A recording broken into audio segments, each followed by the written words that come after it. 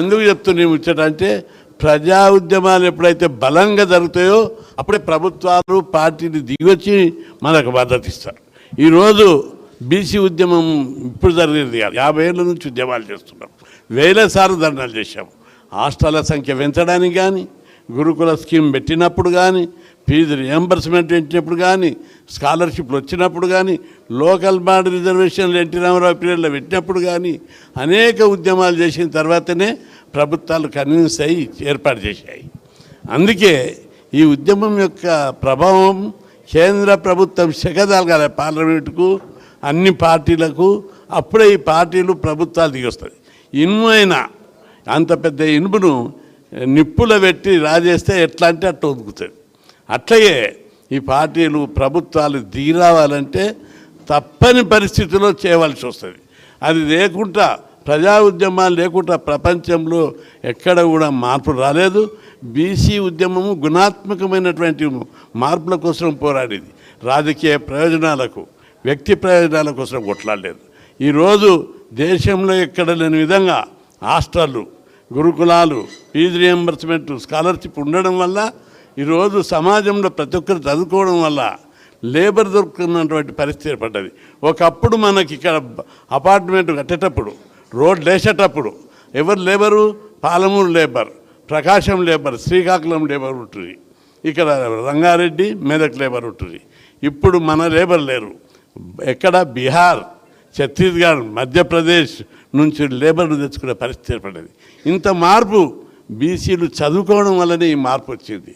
అత్యంత పేదరికం ఉన్న వాళ్ళకు కూడా హాస్టల్ సీట్లు, గురుకులాలు కేసీఆర్ గారు ఉన్నప్పుడు, ముఖ్యమంత్రి ఉన్నప్పుడు మనం పోయి రిక్వెస్ట్ చేసినాం, మీరు గురుకుల పాఠశాలలు పెట్టాలి, అందరితో పాటు మా ఎస్సీ ఎస్టీ మైనార్టీలతో పాటు బీసీకి పెట్టాలంటే చాలా లిబరల్గా ఒకసారి ఒక సంవత్సరం 119, ఇంకొకసారి 119, మూడవ సంవత్సరం కూడా 119 పెట్టడానికి మాటిచ్చాడు.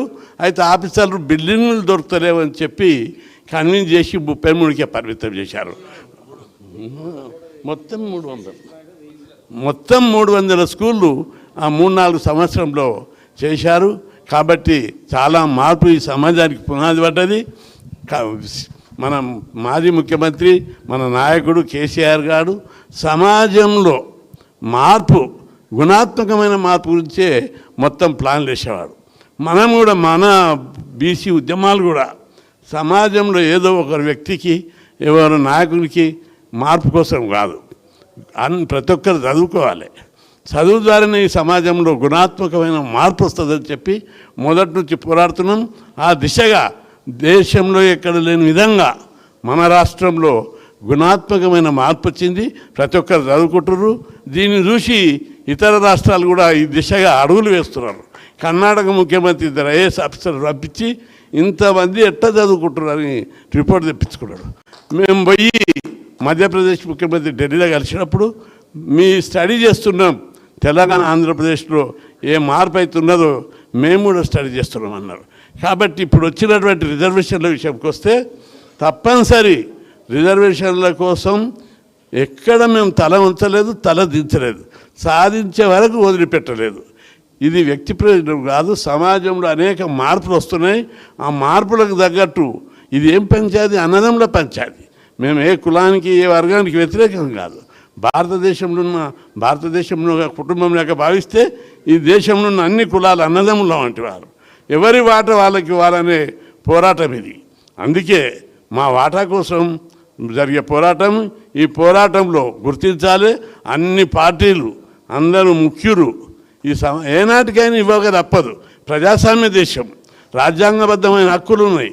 ప్రజాస్వామ్యంలో ఏ సామాజిక వర్గానికి ఆ సామాజిక వర్గం వాటా ఇవ్వాలి.